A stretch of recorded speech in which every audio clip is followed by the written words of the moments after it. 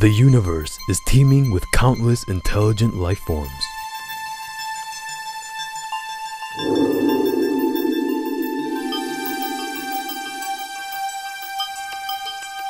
Estimated 400 billion stars in our galaxy, 400 billion galaxies in the known universe.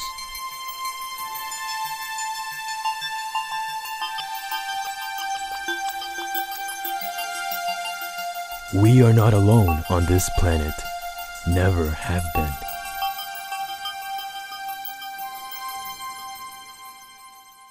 We've been to the moon, we've been to Mars, and apparently some of our people have been to other star systems.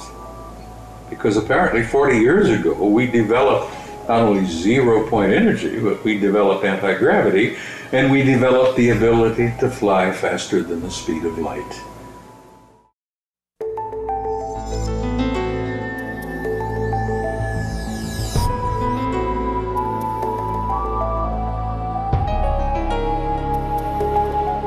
Hello, virtuous viewers, and welcome to Science and Spirituality on Supreme Master Television. In recent years, there has been an increase in the number of sightings reported globally of unidentified flying objects, or UFOs.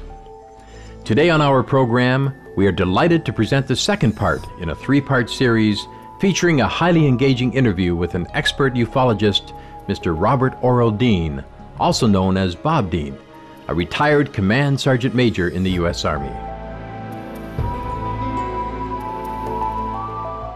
Last week on Science and Spirituality, Mr. Dean revealed that while serving in the military, he was authorized to read a top-secret document called the Assessment. The assessment concluded that the Earth has been under detailed observation by extraterrestrials since the beginning of human history. He states the culture, technology, and development of these otherworldly beings far surpasses anything found on Earth. Bob Dean retired from the Army in 1976, and at that point, he says members of more than a dozen different extraterrestrial civilizations had come to Earth. These individuals are from across the universe and sometimes from other dimensions.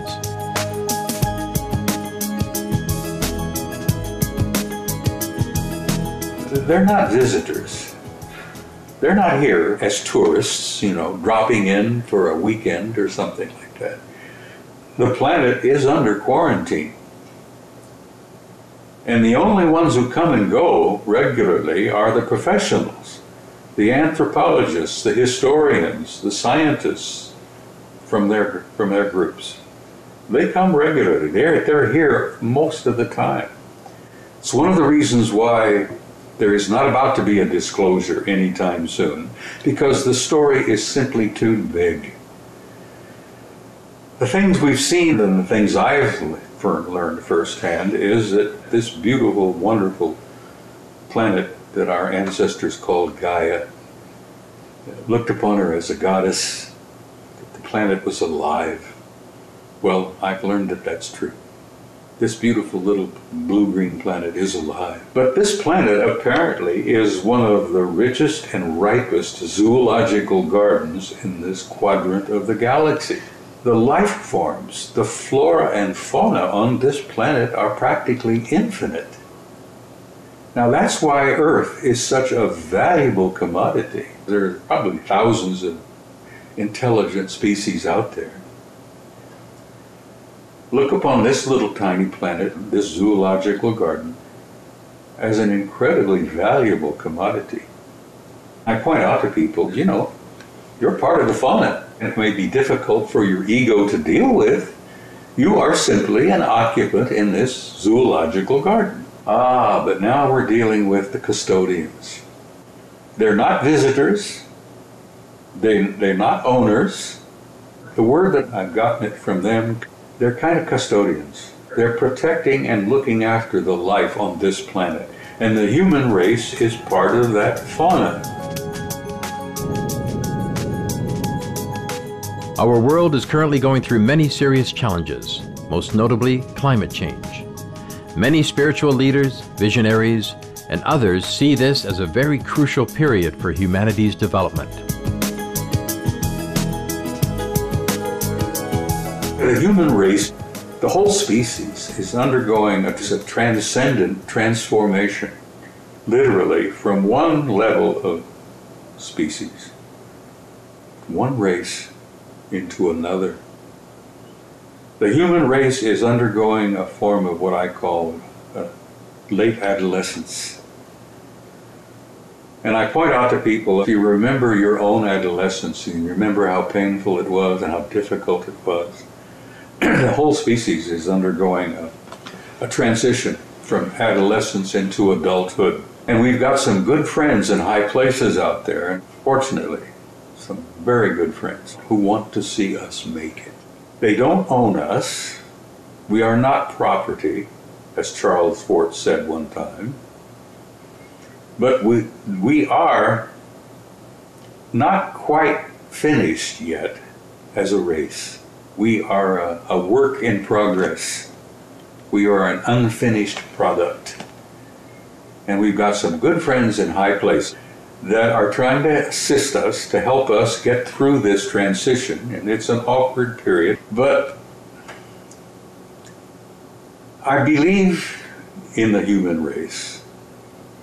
It has a future. We are having some rough and difficult times, but we're going to make it. And the reason I decided to come with you this afternoon and give you this interview was hopefully to be able to say to your audience, to the viewers, that people really should not be afraid. They have nothing to fear. We're going to make it through, and we are going to reach a form of adulthood, and we are in time going out there and take our rightful place in this infinite universe filled with intelligent life.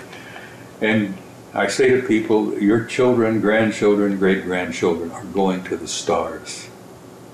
And they're going out there and they're going to take their rightful place.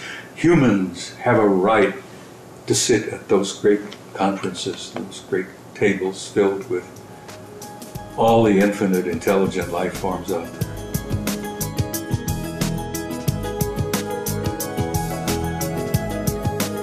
Does our galaxy have a governance system? We asked Mr. Dean whether there is some sort of galactic federation that oversees the affairs of the Milky Way.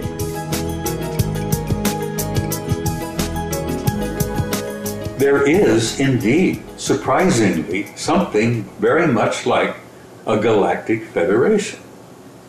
And I will tell you that the headquarters for that organization is not even in this galaxy.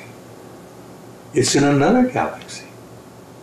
Apparently, the universe is literally teeming with intelligent life. And yes, some of the more advanced races have come together and they have formed an organization. And they do get together frequently and communicate with each other. And Project Earth and Project Human Race is at the top of their list at the moment because we are a difficult, troublesome species. And they are really working to help us get through this transition. Now, most of them went through transitions of this kind in their own histories, ancient histories, going back eons of time, millennia, eons, literally. Some of those advanced species are 1 million years ahead of us, scientifically, spiritually, culturally, psychologically, sociologically. I've seen that, and I've been a part of that, and I've been shown that, which literally has caused my old paradigm to collapse. Because you see, I have seen what can be. I have seen what the human species can ultimately become. And I know that with assistance and help and guidance from a lot of them, we're going to make it. But having seen that, and then coming back and living in this world, I find it very painful.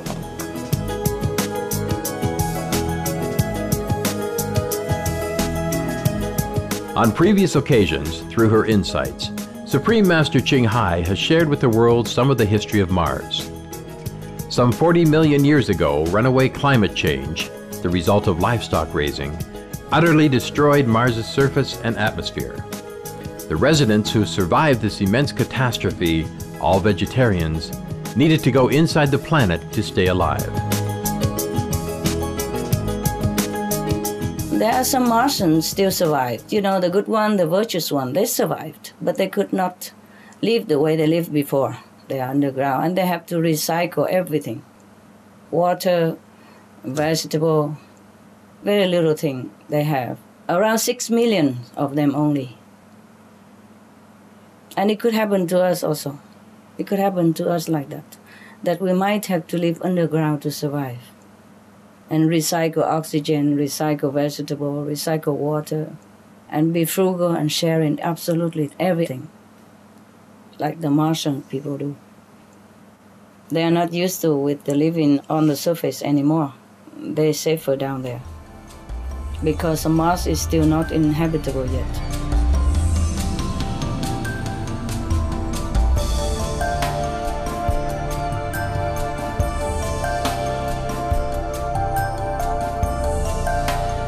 Well, she's right in the fact that there is life on Mars. There is a remnant of a vast civilization on Mars. Mars underwent some very terrible times, tectonically, I think, meteorologically. Mars suffered a great deal. There was some problems, earthquakes. Mars lost most of its surface seas. It lost most of its atmosphere, and the survivors of those cataclysms literally had to go underground. And there are large cities under the surface on Mars. I gave you a photograph taken by the Soviet Phobos 2 spacecraft some years ago, showing a city the size of Chicago.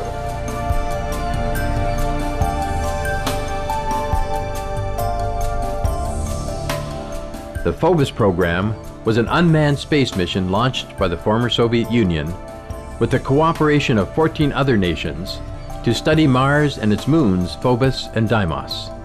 Phobos 2 was launched on July 12, 1988.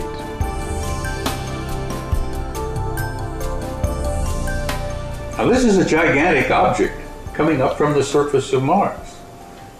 Like what size are we talking about? Oh, we're talking about a mile, maybe at least. While it was in orbit, Phobos 2 took a number of other pictures. Oh, yes, this one. And that was Phobos 2, yeah. Now this is an underground city on Mars the size of Chicago. And it's generated an enormous amount of heat, but it's taken in the infrared. But you can look and you can see the city streets and the blocks and all that, and you know, there's a lot of people living there, I'm sure. A couple of the other pictures that I show regularly at my presentations were taken by Apollo 13 on the way to the moon. That object's 5 miles long. That's a big mothership.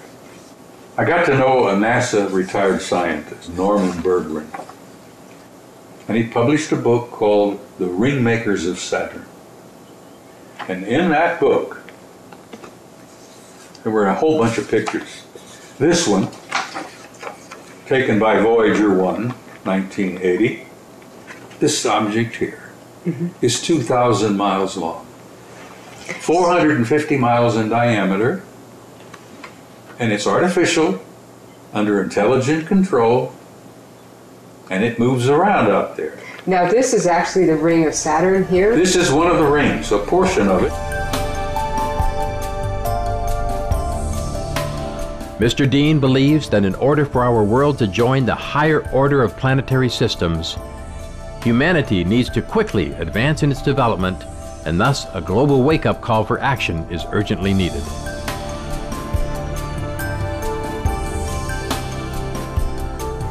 You're living in an infinite universe filled with infinite life, and you're about, as a species, to make this incredible jump into a new age.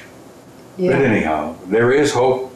I'm feeling hopeful about the future of the race. With some help, I know we're going to make it. With heartfelt sincerity, thank you, Mr. Dean, for sharing your profound knowledge and precious wisdom with us. Brilliant viewers, please join us again next Monday on Science and Spirituality for the final segment of our interview with Mr. Robert Dean, where he will further discuss how the intergalactic custodians have helped humanity to constructively evolve. Thank you for your presence today on our program.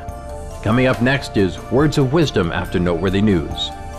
May we all choose the path of loving all beings to ensure a beautiful world for future generations. For more details, please visit www.suprememastertv.com/SS